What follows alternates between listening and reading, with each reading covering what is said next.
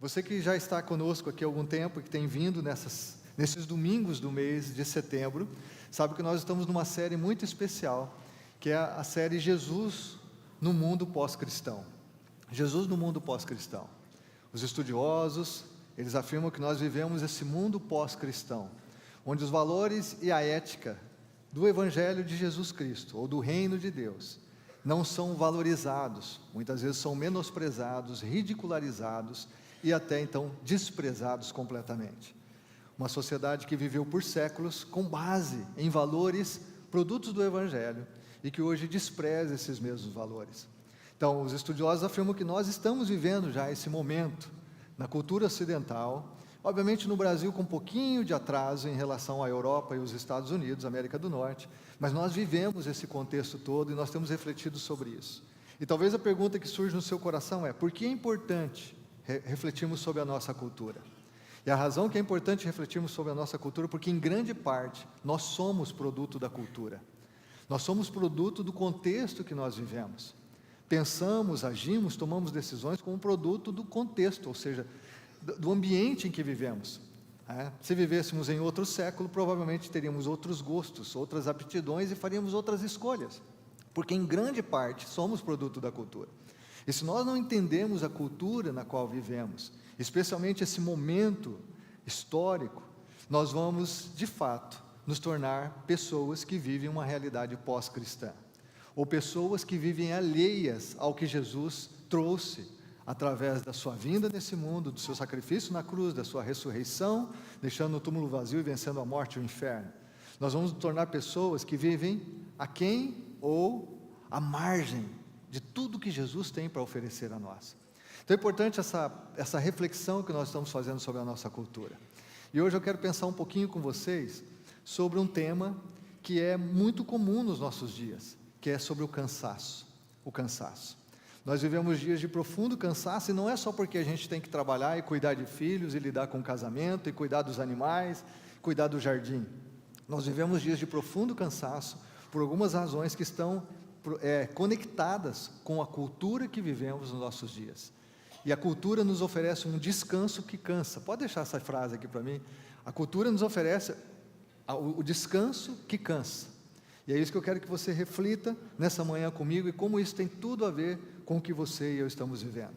O que Jesus nos ofereceu? O que Jesus nos oferece? O que Ele afirmou que Ele poderia dar ao coração de cada pessoa que caminha com Ele?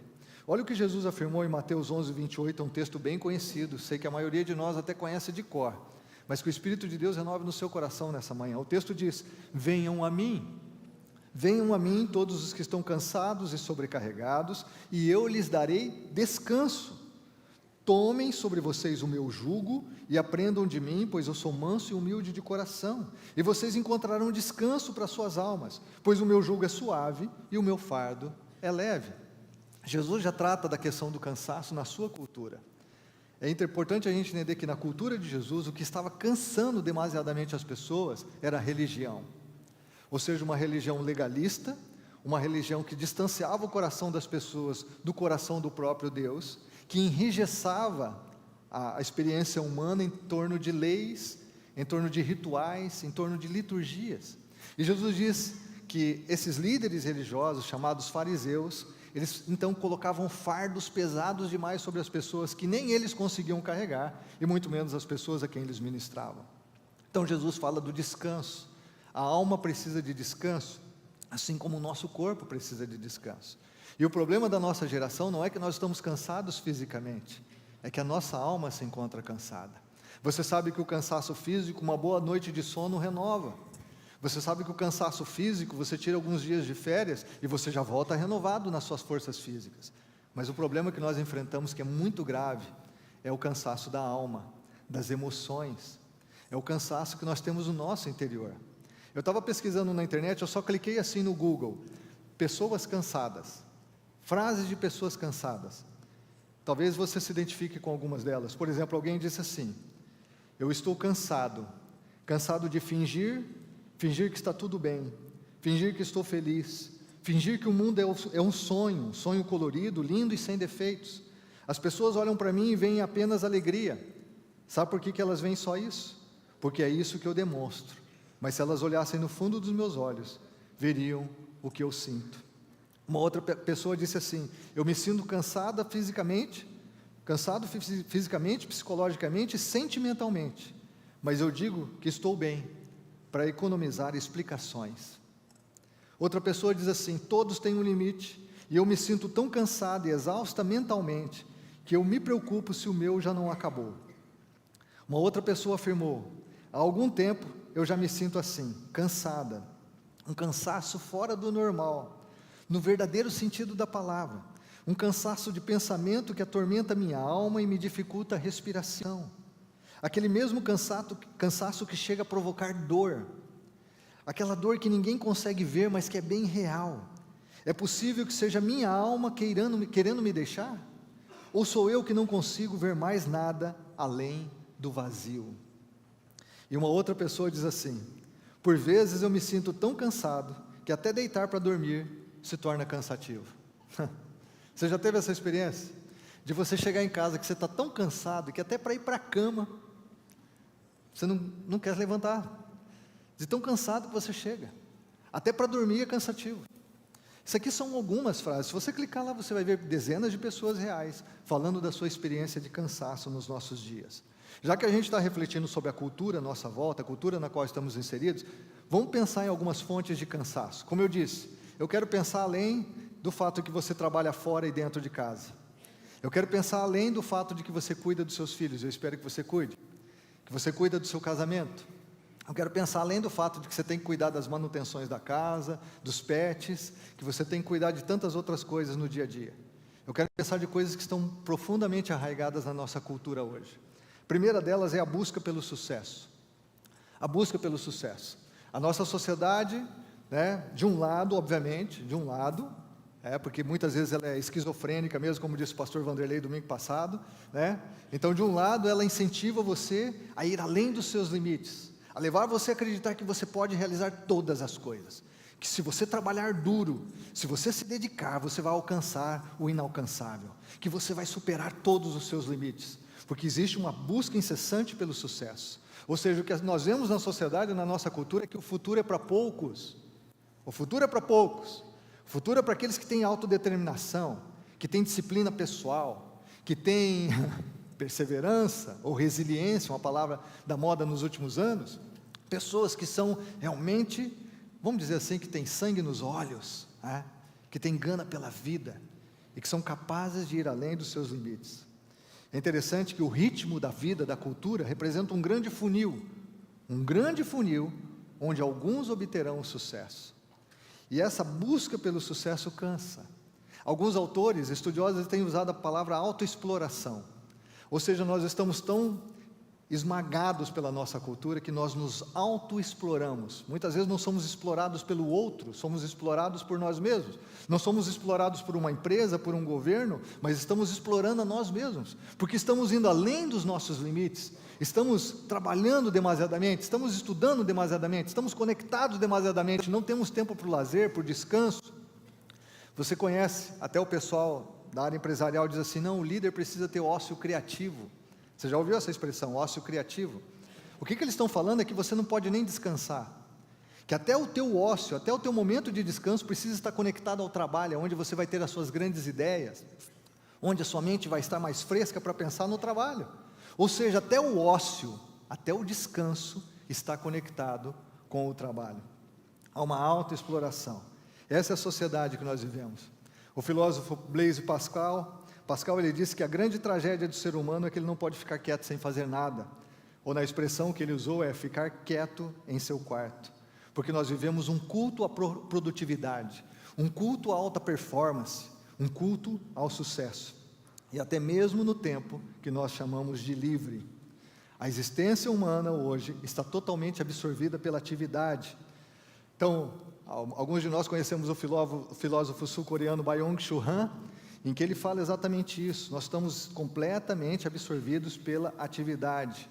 A cobrança pelo desempenho atinge as nossas inseguranças, então nos leva a viver propósitos exagerados, que faz com que a nossa energia, a nossa saúde, o nosso tempo, o nosso foco estejam no sucesso na nossa vida profissional. Essa é uma fonte de cansaço hoje para muita gente, Por isso que somos workaholics, por isso trabalhamos demais, por isso então negligenciamos família, casamento, filhos, lazer, negligenciamos a nossa fé e o nosso relacionamento com Deus. Uma segunda coisa muito conectada a isso na cultura é a competitividade. Ou seja, nós estamos numa sociedade que acirra a comparação. Então, nós nos comparamos com a casa que moramos, com o carro que possuímos, nos comparamos com o estilo de vida que temos, nos comparamos com o número de seguidores nas mídias sociais, nós nos comparamos o tempo todo, porque a competitividade está acirrada na nossa cultura. Porque se você bobear, você fica para trás. Se você der tempo mesmo para descanso, talvez você perca o seu lugar na empresa, talvez você seja mal visto pelos colegas. Nós sabemos da competitividade. Se você clicar no Google, grandes empresas mundiais que hoje já não estão no mercado. O grande exemplo dessa empresa, ou desse tipo de empresa, é a Kodak. A Kodak. Nós vemos a Nokia, nós vemos outras grandes empresas, até a IBM, a Xerox. Alguém usa aqui alguma coisa? Ou seja, empresas que dominavam o mercado mundial e que hoje estão obsoletas ou até faliram. Por quê? Não inovaram, porque ficaram para trás. E esse é um aspecto da nossa cultura. Temos que ser competitivos, porque se bobearmos, as oportunidades vão passar e nós vamos ficar para trás. Terceira coisa, a expectativa social da disponibilidade. Ou seja, hoje nós vivemos num contexto, desde a invenção dos smartphones, nós vivemos num contexto em que a sociedade espera, pode colocar o terceiro, por favor, aí, a expectativa social da disponibilidade. Da disponibilidade. As pessoas esperam que nós estejamos disponíveis o tempo todo. Disponíveis o tempo todo. E a questão das mensagens de texto nos levam a isso, Então você pode estar num horário de almoço ou de jantar com a sua família. Você pode estar dirigindo o seu carro no trânsito, ou você pode estar se preparando para dormir, e alguém pode escrever para você, esperando que você responda rapidamente. Porque na nossa sociedade agora, nós entendemos que as pessoas devem estar totalmente disponíveis. Há um senso de expectativa de que se eu escrever para a pessoa, independente do horário, sem me preocupar com o que ela está envolvida, o que ela está fazendo, que ela vai me responder rapidamente. É uma ideia de que nós estamos disponíveis em tempo todo. E o ápice disso são as mensagens de texto. Eu não sei se você estranha hoje quando você recebe uma ligação telefônica. Eu digo para os meus filhos, para a Andréia, minha esposa, eu falo, liga. Eu não gosto de receber ligação pelo WhatsApp. Liga, por que a gente tem telefone? Não é para ligar? As pessoas até para ligar usam o WhatsApp, às vezes a internet é ruim, a conexão não fica boa, a conversa não é legal, por que não usamos o telefone para usar, para ligar? Hoje o negócio é tão terrível, quando você recebe uma ligação, ou é um spam, ou você vai pensar que é a polícia, ou você vai pensar que uma coisa muito grave aconteceu para alguém te ligar. Por quê? Porque nós estamos viciados em mensagens de texto. E as mensagens de texto nos passam a ideia de que todo mundo está disponível para responder a gente de forma rápida. Você já recebeu mensagens de madrugada? Ou seja, alguém que não conseguia dormir e que teve a brilhante ideia de mandar uma mensagem para você às 3 da manhã. Você já recebeu mensagem de madrugada? Às vezes eu fico pensando, o que essa pessoa está pensando que eu estou fazendo às 3 da manhã? Como assim? Mandar mensagem no meio da madrugada? Mas nós recebemos mensagem de madrugada. Por quê? Porque isso nos leva, a cada 5, 10 minutos, olhar o celular se tem uma nova mensagem.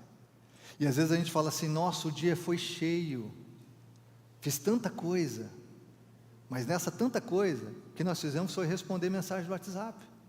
Às vezes a agenda ficou para trás, as prioridades foram deixadas de lado, o trabalho foi deixado de lado. Hoje é um problema social, smartphone nas escolas, smartphone nos locais de trabalho. Enquanto eu estou falando aqui, tem gente querendo procurar alguma notícia aí no Google. Às vezes, no horário de jogo, enquanto as pessoas estão no culto, elas estão vendo o resultado do futebol. Porque esse é um problema social gravíssimo. Agora, sobretudo na questão da disponibilidade. As pessoas entendem, nós entendemos uns aos outros, que as pessoas têm que estar sempre disponíveis. Então hoje a gente não tem dia de folga, porque qualquer momento você pode receber uma notícia ou uma mensagem de um patrão, de um empregado, de alguém, colocando você para fazer alguma coisa, né? Nós, pastores, a nossa folga pastoral é aqui na sexta-feira. Eu confesso a vocês que o WhatsApp ajudou demais em várias coisas. Temos grupos do WhatsApp, conectamos os líderes, o povo da igreja, mas, por outro lado, não importa mais o dia, se o teu dia é de trabalho ou não, várias mensagens vão chegar. Essa sexta-feira eu fiz uma experiência, avisei o pessoal aqui da igreja, avisei o pessoal do seminário, falei, eu vou estar fora do WhatsApp. Fazia muitos dias que eu não fazia isso, irmãos, meses ou anos, acho que anos, que eu não ficava assim um dia sem o WhatsApp. E você acredita que aconteceu comigo? Eu quase tive uma crise de abstinência. Como assim eu não vou olhar o WhatsApp? Como assim eu não vou ver se alguém está perguntando alguma coisa para mim? Mas é isso, olha o ponto que nós chegamos.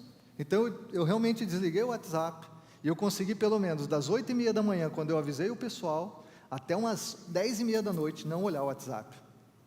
Mas às 10h30 da noite eu olhei. Eu olhei se tinha alguma emergência. Me pergunta se tinha alguma emergência. Não tinha emergência.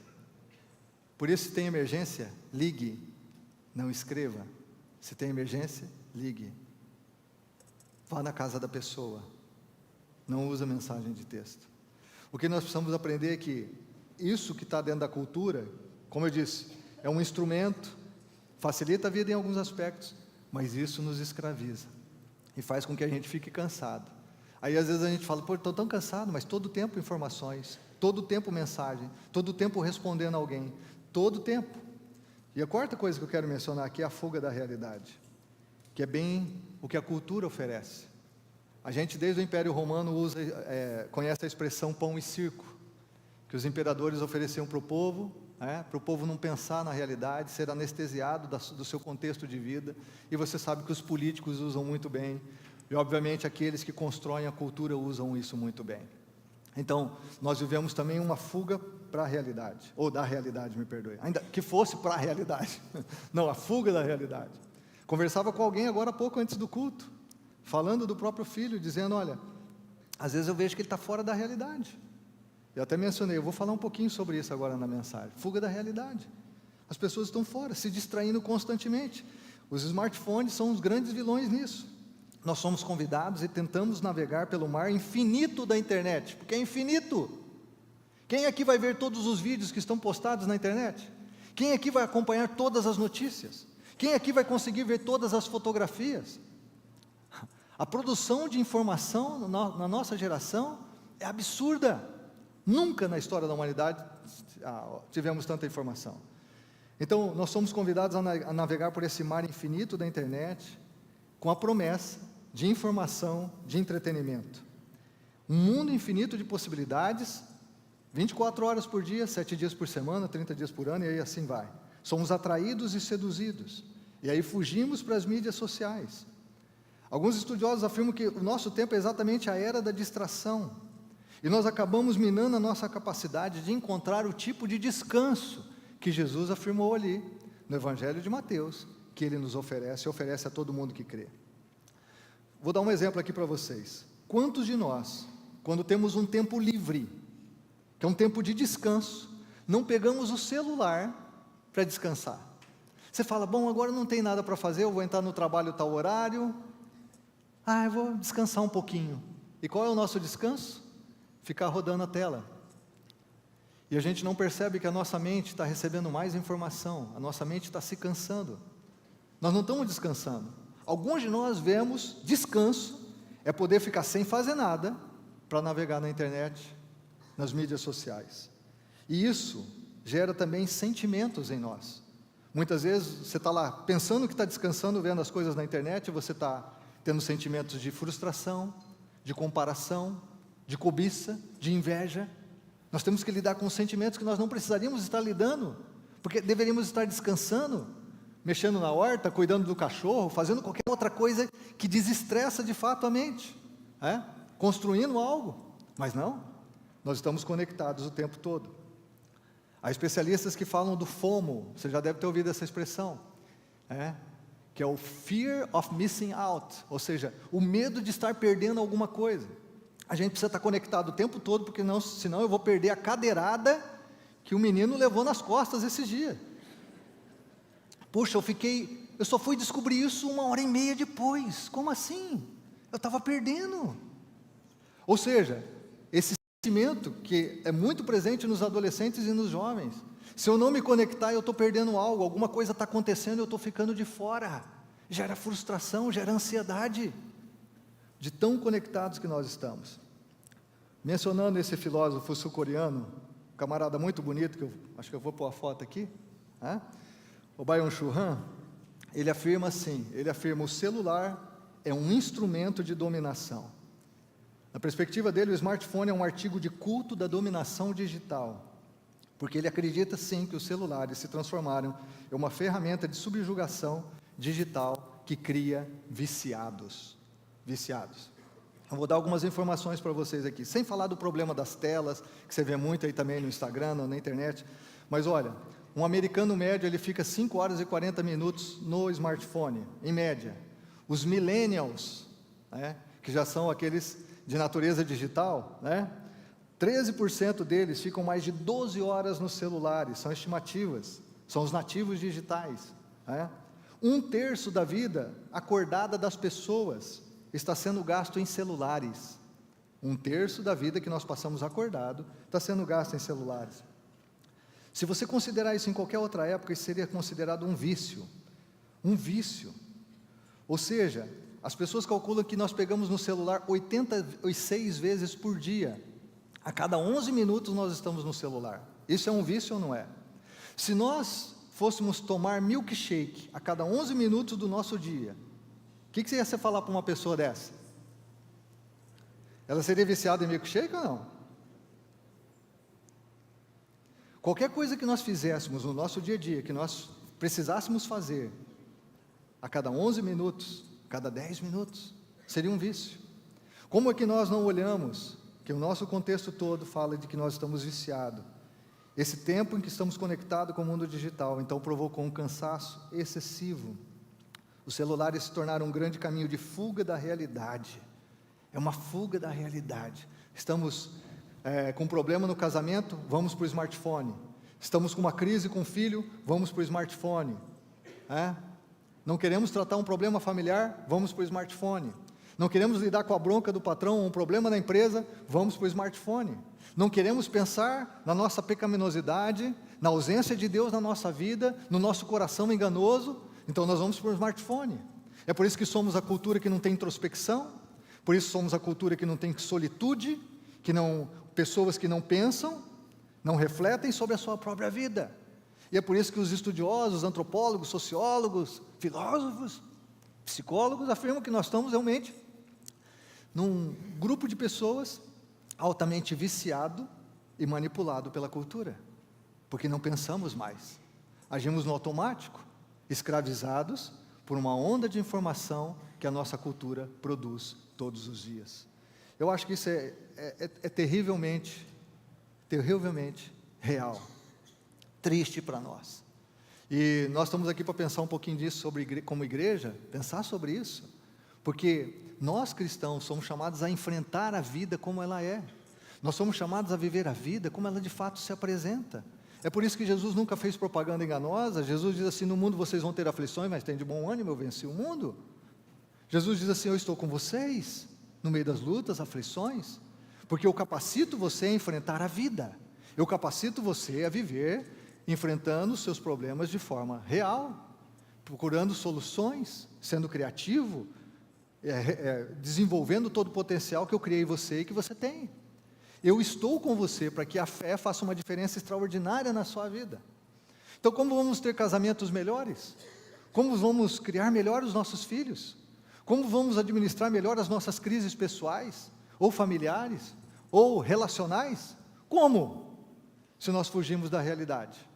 Se nós anestesiamos a nossa dor, a nossa angústia, fugindo para a internet, para as telas, para o smartphone. Então, quando a gente olha tudo isso, eu quero acrescentar uma quinta coisa que não está aqui, que a nossa sociedade produz e que gera cansaço. E a quinta coisa é pecado. Nós vivemos uma cultura pecaminosa, vivemos uma cultura de quebra de princípios eternos, de resistência ao desprezo pelas coisas de Deus, uma cultura narcisista que idolatra o ego. Vivemos uma cultura que procura nos levar a ferir nossa consciência, que é parte da imagem de Deus em nós, e a praticar males contra o nosso próximo, a desvalorizar o outro, a manipular e usar as pessoas. Nós vivemos numa cultura que nos empurra para viver uma vida fora do propósito para o qual fomos criados por Deus, e tudo isso também cansa demais. Então, como que nós somos a geração do estresse, da ansiedade, do medo, do cansaço? Exatamente, porque nós estamos nessa cultura, somos manipulados em grande parte por essa cultura, somos produtos dessa cultura, e se eu e você não avaliarmos a vida que levamos com base em valores não dessa sociedade pós-cristã, mas do reino de Deus, nós vamos ser consumidos por essa cultura, nós vamos ser escravizados por essa cultura, e nós não vamos, escute isso, não vamos viver o propósito que Deus tem para nós. Então como que a gente pode? Porque eu queria que você lembrasse também que pecado cansa, viver longe de Deus cansa, fazer mal às pessoas cansa, ser escravo do teu ego cansa, a gente atender todo o tempo os nossos hormônios e desejos pessoais, sermos hedonistas, cansa, a gente passar óleo de peroba na cara para ser outra pessoa e não a gente, cansa, mentir para as pessoas cansa, ser desonesto cansa, somos a geração do cansaço. E como que a cultura oferece? A cultura oferece um descanso que não descansa, a cultura oferece um descanso que nos cansa ainda mais, que nos escraviza, que nos ilude, nos afasta da realidade da vida e da realidade em Deus e com Deus. Então eu queria voltar no texto que nós lemos no início, e eu queria falar aqui desse texto que apresenta duas coisas tão importantes, dois valores do reino, dois princípios tão importantes para vivermos nesse mundo e nessa cultura, e encontrarmos descanso, que é o que Jesus prometeu. Ele diz: venham a mim, todos que estão cansados e sobrecarregados, e eu vos aliviarei. Eu quero falar aqui então do primeiro descanso que nós vemos nesse texto. Nós temos aqui um primeiro descanso. O primeiro descanso tem a ver com o convite que Jesus nos faz para vir a Ele. Jesus nos convida a vir a Ele, escute isso. Quando nós estamos batizando adolescentes aqui, vamos batizar adultos no culto da noite, quando nós estamos aqui pregando o Evangelho todo domingo, quando nós estamos nos reunindo nos lares durante a semana e compartilhando o Evangelho de Jesus, o que nós estamos fazendo é sermos canais do convite que Jesus fez a cada ser humano, de vir a Ele, porque Jesus então nos oferece esse primeiro descanso.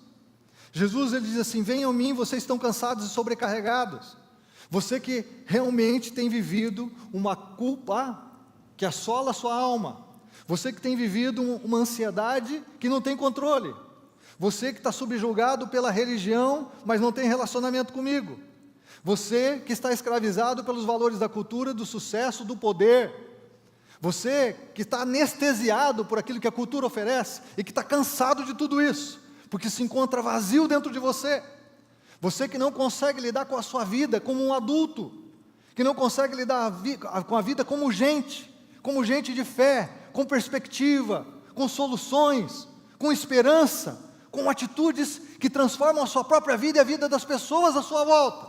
Jesus está dizendo assim: você que está cansado desse seu dia a dia, você que está sobrecarregado com tudo isso, vem a mim. Eu acho isso maravilhoso, porque o convite de Jesus é para quem precisa dele, o convite de Jesus é para quem reconhece: eu preciso. Jesus em outro texto diz assim: eu não vim para os bons, eu vim para os doentes, eu vim para aqueles que reconhecem que precisam de mim. Porque se você está aqui nessa manhã e acha: não, eu estou bem, eu sou Deus do meu próprio coração, eu me viro com qualquer uma dessas coisas, você está entre aqueles 99 que não precisam de salvação, na verdade porque não reconhece que precisa de salvação. Jesus diz assim: vem a mim, vem a mim. O convite é para quem precisa de mim. Se você realmente não se julga digno ou justo de andar comigo, esse convite é para você. Se você se sente autossuficiente, esse convite é para você.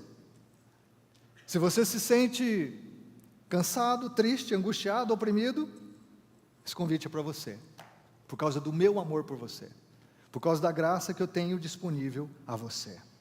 Então, cansados e sobrecarregados, eu creio que Jesus abarca a experiência de todos nós, especialmente na nossa geração, na cultura na qual vivemos. Estamos cansados do desânimo que possuímos, que nos toma, cansados da escravidão do pecado, da escravidão desse mundo, dessa cultura sem Deus, cansados de hábitos destrutivos, cansados de fazer uma coisa que nós não queremos mais fazer, cansados de realmente sermos subjugados pelo próprio coração enganoso, cansados da opressão que assola a nossa alma, e até mesmo cansados de buscar a Deus através da religião, e não de um relacionamento pessoal em amor. Então, veja, Jesus diz assim, o convite é para você que reconhece que precisa, que está cansado e sobrecarregado. Você está cansado aqui, sobrecarregado, meu convite é para você. O que eu tenho é para você. O que eu tenho é para você. Outra coisa, não precisa de mediador, vem para mim. Jesus não mandou para nenhuma pessoa, para nenhum líder, para nenhum apóstolo. Jesus diz, você vem a mim. É conexão direto com Cristo, Senhor do universo, o Rei dos reis, Senhor dos senhores, Cordeiro de Deus que tira o pecado do mundo, o caminho, a verdade e a vida, a luz do mundo, o pão vivo que desceu do céu, a ressurreição e a vida. O convite é direto com Jesus, conecte-se comigo. Você não precisa de mediadores. Não, você não precisa, conecte-se comigo. A outra coisa é que Jesus diz assim, eu assumo a responsabilidade, eu alivio o teu fardo. Se você se conectar comigo, você vai encontrar descanso. A promessa é de Jesus, você vai encontrar descanso, num mundo de gente cansada, num mundo de gente adoecida, num mundo de gente entristecida, angustiada, você vai encontrar descanso, esse mundo de cansaço. Quando Jesus fala, vinde a mim, vem a mim, eu vejo como esse primeiro descanso a experiência da conversão, é quando você realmente diz, Jesus eu te quero, e o ponto de partida é a minha necessidade, não é necessariamente, eu não te conheço completamente, Jesus, não é que eu entendi tudo que o Senhor é, mas é a minha necessidade, e Jesus não tem nenhum problema com isso, não importa como você chegou aqui, se você chegou aqui porque você precisa de uma bênção, um milagre, ou se você chegou aqui porque está desesperado, desanimado ou cansado, não importa como você chegou aqui, porque Jesus trabalha e opera a salvação a partir da tua necessidade, não há problema. Jesus está dizendo isso, não tem problema você chegar aqui, você não compreender tudo sobre mim, não me conhecer por completo, não tem problema, vem a mim, simplesmente vem a mim.